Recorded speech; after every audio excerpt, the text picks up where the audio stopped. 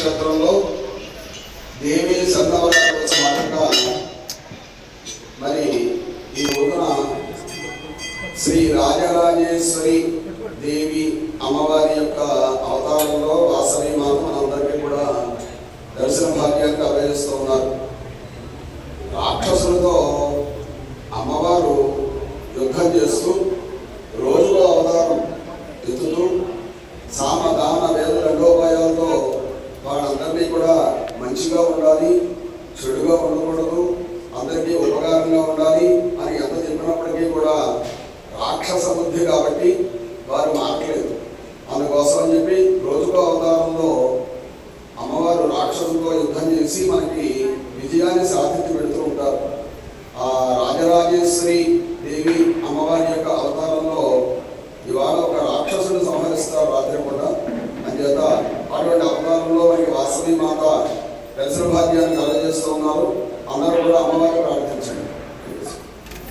ఓం అంబా శాంభవి చంద్రమౌళిరబలా వర్ణా ఉమా పార్వతీ కాళీ హైమవతి శివా హృదయనీ కాత్యాయనీ భైరవీ సావిత్రీ నవయౌవనా శుభకరీ సామ్రాజ్యలక్ష్మీ ప్రదా చిద్రూపీ పరదేవతా భగవతీ శ్రీరాజరాజేశ్వరీ. జై వాసవి.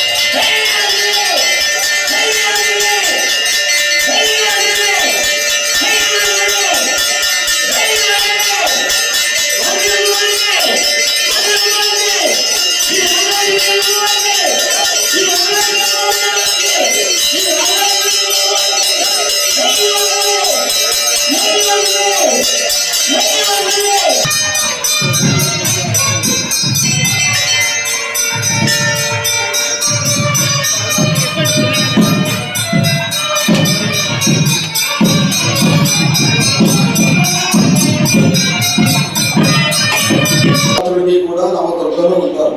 ప్రథమం శైలపుత్రీతి ద్వితీయం అని చెప్పి చెప్పబడుతుంది. ఆ నవకన్య పూజనే మనం విద్య తీసుకున్న చేస్తాం.